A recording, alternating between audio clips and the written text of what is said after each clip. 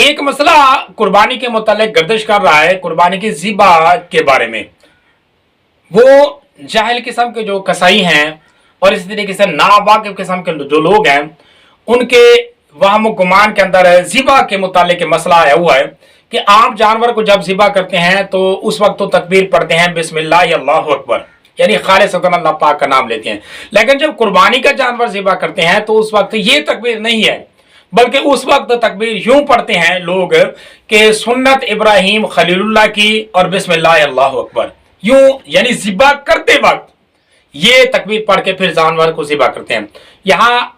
ये मसला आप ज़रा तवज्जो के साथ सुन लें। याद रखें, कुर्बानी के जानवर हो या आम जानवर हो, ज़िबा की जो तकबीर है वो एक ही है, बिस्मिल्लाह अल्लाहु अकबर। लेकिन अगर किसी ने कुर्बानी के जानवर को ज़िबा करने से पहले कोई दुआ कर ली, हज़रत इब्राहीम अलैहिस्सलाम के लिए दुआ कर ली, हज़रत इस्माईल अलैहिस्सलाम के लिए दुआ कर ली, या हमारे प्यारे नबी सल्लल्लाहु अलैहि वसल्लम के लिए दुआ कर ली, या अपने किसी अजीज़ व अकारिब के लिए दुआ कर ली, तो ये दुआ करना या उनके नाम के लिए कोई ऐसा जो ना बयान करना, ये जायज़ है, कर सकते हैं, उनका नाम लेकर कर सकते हैं। लेकिन ज़िबा करते हुए अगर इन हस्तियात का नाम लिया,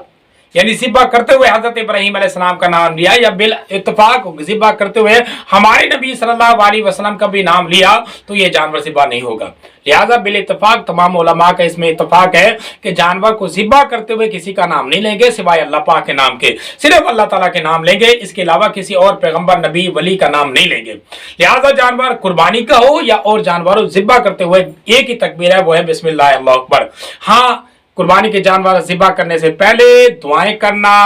और पहले किसी के लिए दुआ करना, किसी के साल के लिए दुआ करना, कोई और तरीके से दुआ करना या किसी का नाम लेना, वो इसमें कोई कराहत नहीं है। हाँ, ज़िबा करते हुए किसी का नाम नहीं लिया जाएगा।